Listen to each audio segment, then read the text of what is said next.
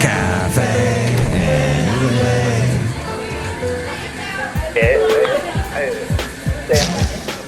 Mike's Daily Podcast. Look at that. It's episode 2027,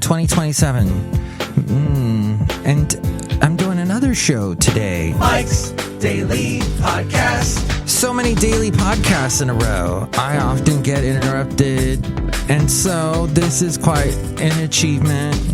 Thank you, Joe and Bunny, for having us over at the park today in Podcaster Valley.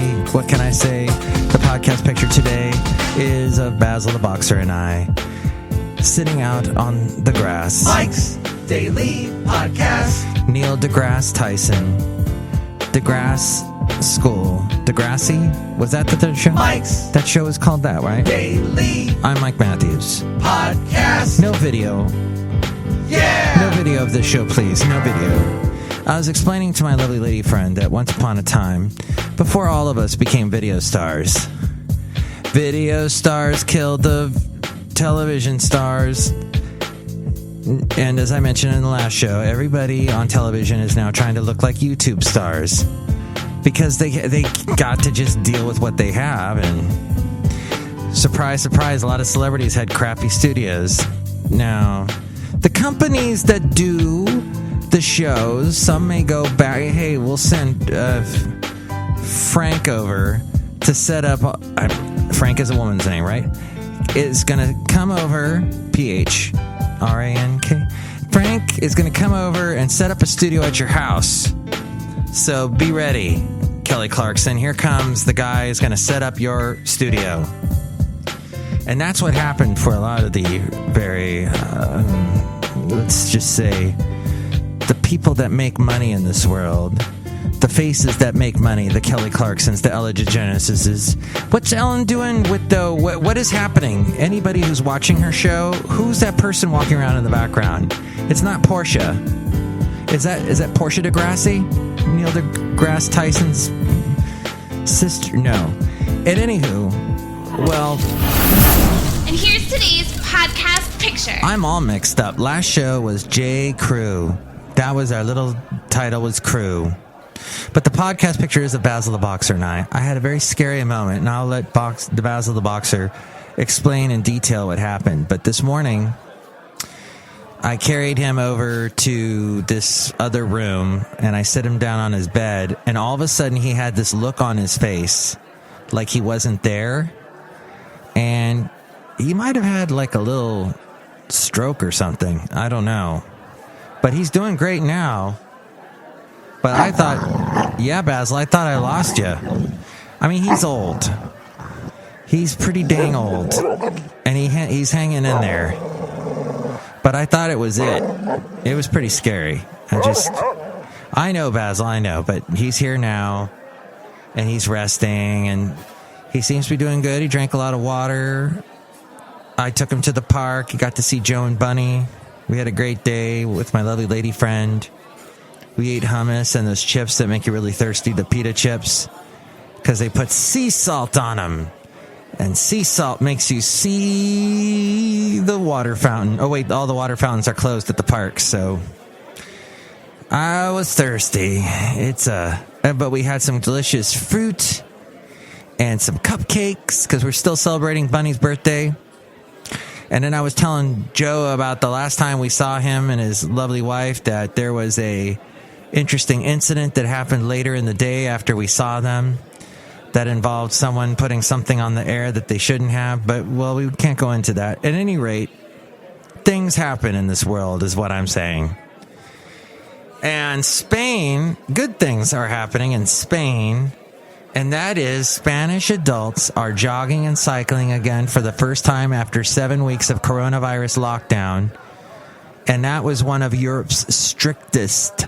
It was eased for children a week ago, yet the amount of outdoor exercise time remains limited. There are now exercise slots for different age groups. And you think you have it tough where you are. Most adults can walk or play sports between 6 to 10 a.m. And then later on, between 8 p.m. and 11 p.m. They stay up late over there. They have dinner. This is what I heard, that they have dinner late and all that. Spain's official death toll is a humongous, shocking 24,824. But the rate of fatalities has actually dropped. Italy has Europe's highest death toll, followed by England and then Spain. In Barcelona, runners and cyclists crowded paths near the beach. In Madrid, residents voiced relief to be finally exercising outdoors. And they were the ones, I think, and we started copying them, where every night, was it like at 8 or sometime in the evening, they would start to sing. They'd go out on their balconies. I guess there's a lot of balconies in Spain. They'd go out on their balconies and they'd sing. And then we tried to do that in San Francisco. We tried to do the I Lost My Heart in San Francisco, everybody singing at once at like noon a week ago. As we are doing this show on Saturday, it was a week ago. Meanwhile, speaking of San Francisco, House Speaker Nancy Pelosi, of course from the Bay Area, and Senate Majority Leader Mitch McConnell, in a rare joint statement today, yes, and that's very rare because they're usually at each other's throats, declined an offer from the White House to make rapid COVID-19 tests available for Congress. Why? Pelosi and McConnell said together, Congress is grateful for the administration's generous offer to deploy rapid COVID-19 testing capabilities to Capitol Hill, but we respectfully decline the offer at this time. Our country's testing capabilities are continuing to scale up nationwide, and Congress wants to keep directing resources to the frontline facilities where they can do the most good the most quickly. That's interesting. President Trump tweeted, no reason to turn it down except politics. We have plenty of testing. Maybe you need a new doctor over there. Crazy Nancy will use it as an excuse not to show up to work. Hello, your other guy, McConnell, agreed with her. Just, I don't know. But they'll kiss and make up and everybody will be happy, won't they? Excuse me. I just barged right through the door of Cafe Anyway, located somewhere in Podcastro Valley, the last place on earth. So there was a time science fiction was pretty good. I was discussing with Joe and Bunny today, Charlton Heston, who was a very staunch Republican towards the end of his life. You'll take this gun away from me, from my cold, dead hands. But he, in the 60s and 70s, did a lot of sci-fi movies. And by a lot, I mean quite a few. I think he did 2 Planet of the Apes movies. I think, well, the first one he was definitely in. The second one he was kind of in. Then he did Omega Man. I believe that was written by Michael Crichton, who would later do Jurassic Park.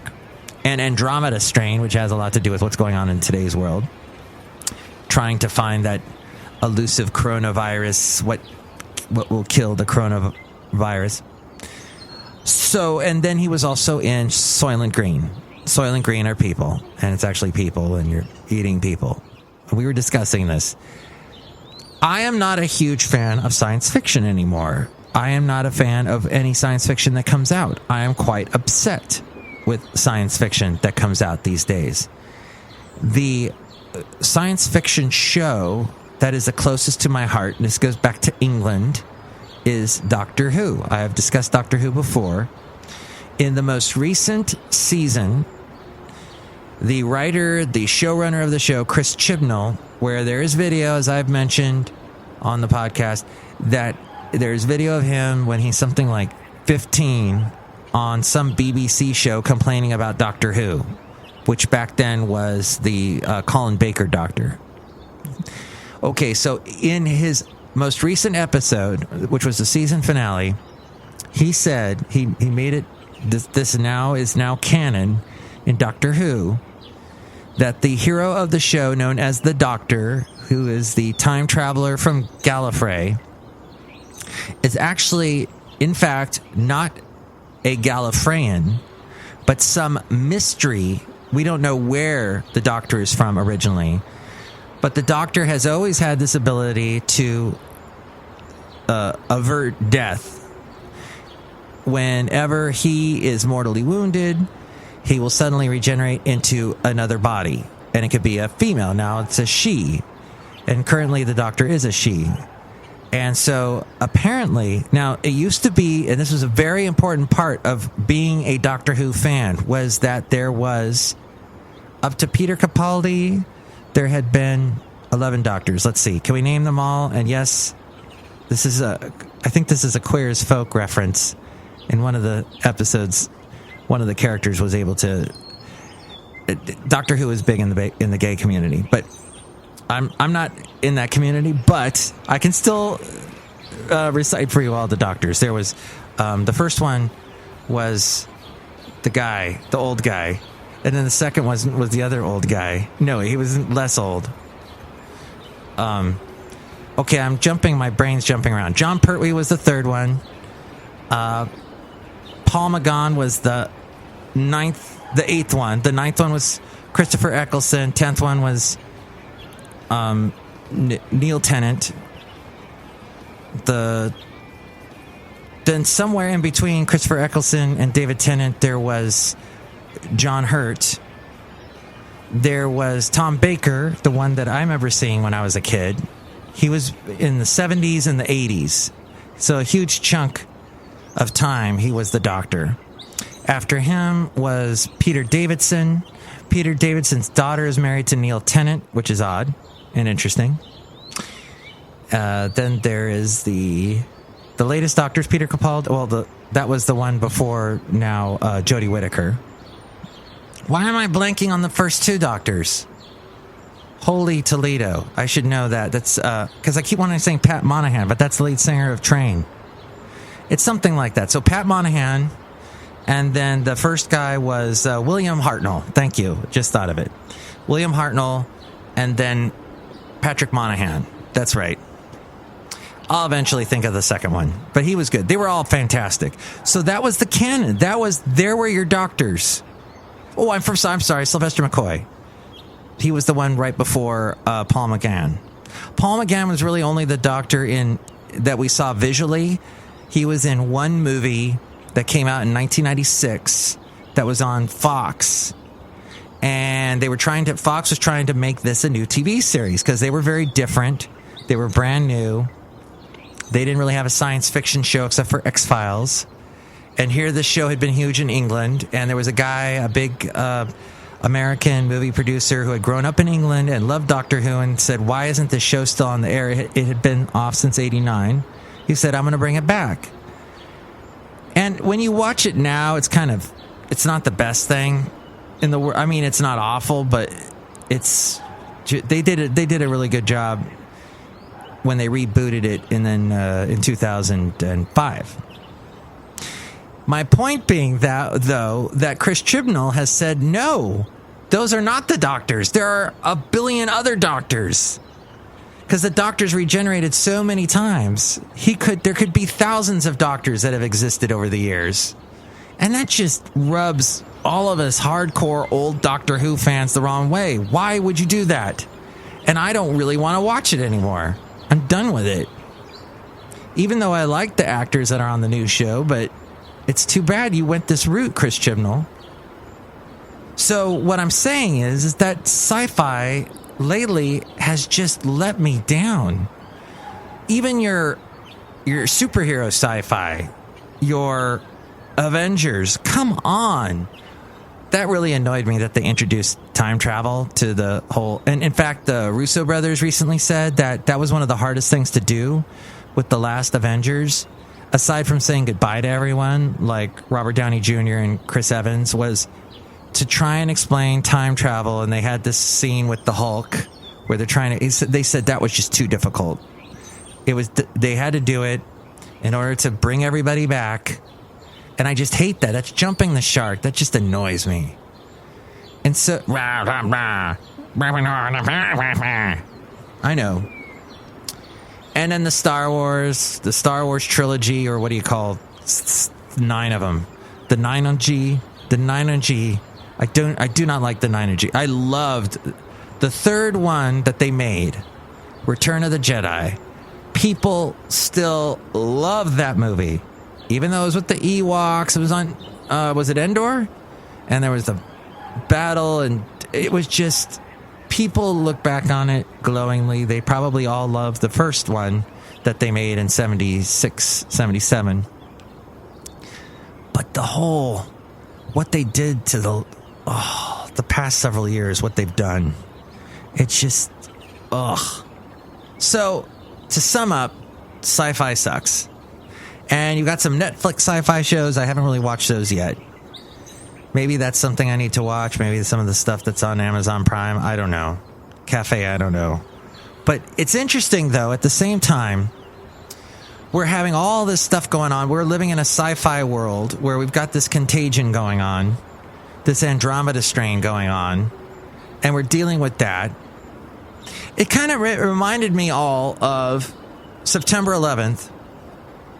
Jon Stewart, when he brought back The Daily Show, all the talk show hosts, all the funny talk show hosts, the late night comedians, they stayed off the airwaves. Even Saturday Night Live was off for about 2 to 3 weeks. And finally, Jon Stewart came back and he said, and he basically broke down in tears. And he said that somebody said, and this was the crux of what he had to say. Look it up online. The whole speech is online. The video is online of him doing this. And he said after 9/11 that somebody said that comedy is dead. Irony is dead. And he said, that's just terrible. And he listed a bunch of reasons for why you can't say irony is dead. Because, basically the whole thing that George Bush said, you can't let the terrorists win. You got to go out and shop. You got to go out and laugh. You got to pick up your life again. And everybody was afraid to laugh for the longest time. And then suddenly we start getting the jokes about, oh my gosh, Rumsfeld, how long are you going to have the national warning light color at red or look out or, oh no, we're in trouble. And then everybody made fun of the things that the TSA was doing.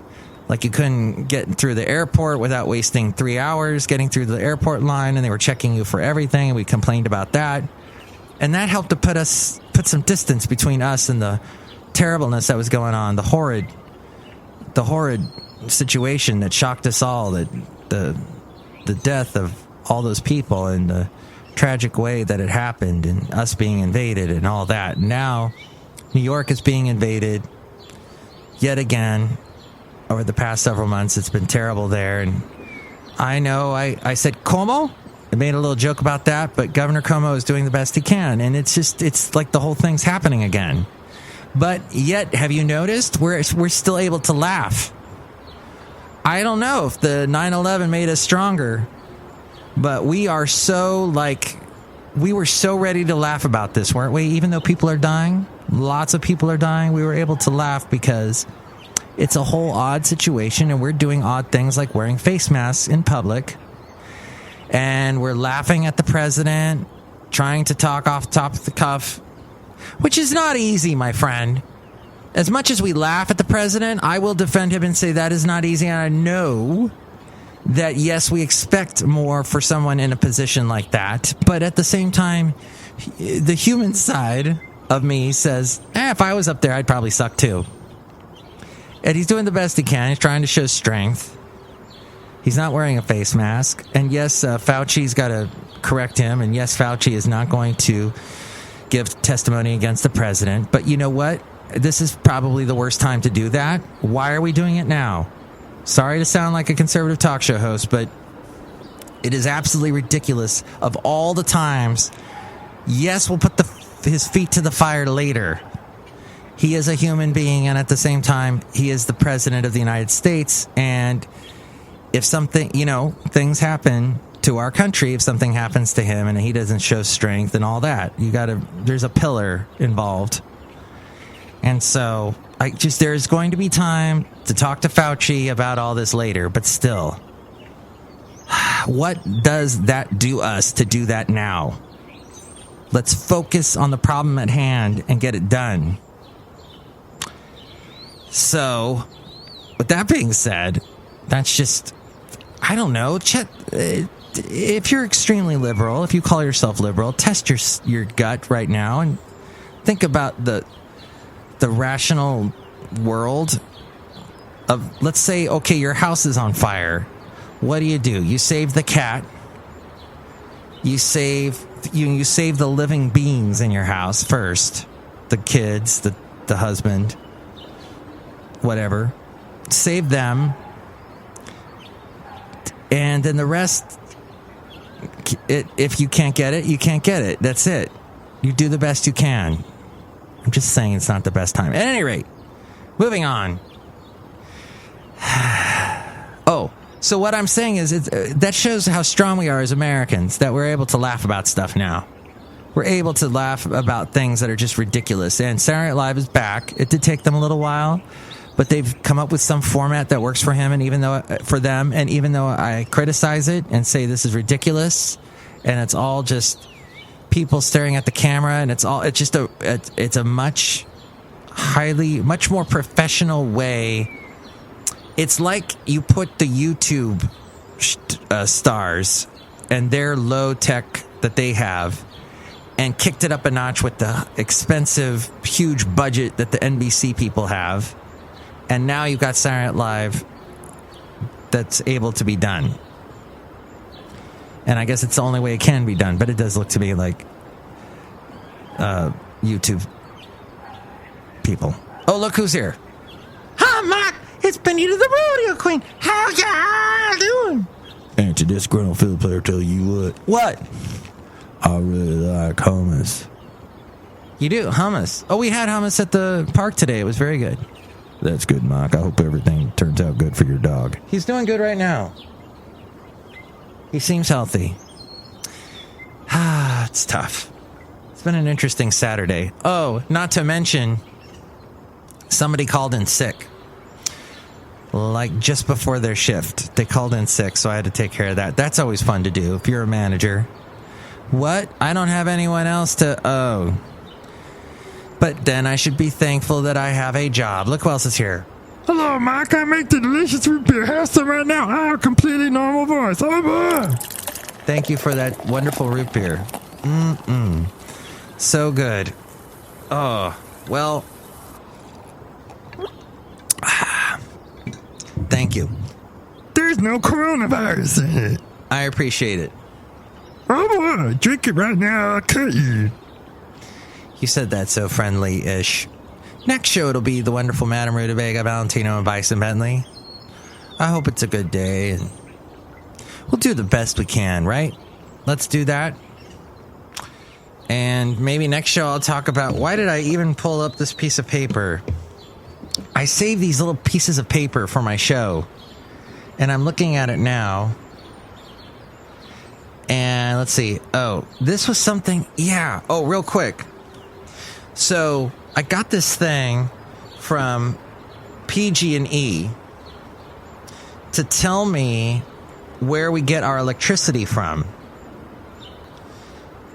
And so in the Bay Area, or the East Bay anyway, most of the electricity, according to this graph, comes from nuclear power. Is that even really? Wow. And then after that, edging past it by just a couple percentage points is renewable energy. Oh, that's good. That makes me feel a little better. And that would be wind. Yes, we actually use wind power here in California. It can be done. I can't believe how many people hate wind power. There's always wind. There's always wind. It's a windy day today. Make the dang windmills. Oh, but they sound horrible. I just use better oil on them. I don't know. Solar energy. Looks like, though, wind is the biggest part. Wind? No, wait. Solar energy is. Then comes wind. This is here in California, obviously. Then comes biomass, bio-waste. That's interesting they use that. Geothermal. That's the gases coming out of the ground. Biomass, bio-waste would be your taking... I don't really know.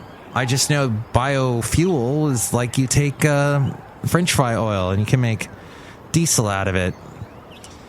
Biodiesel, as the Germans say. And then eligible hydroelectric. Oh, okay. So like that was when I was up at Lake Shasta.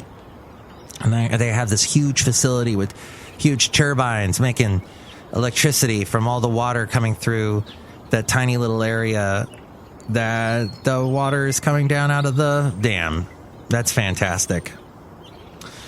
So I just thought that was fascinating. And then nuclear energy is big.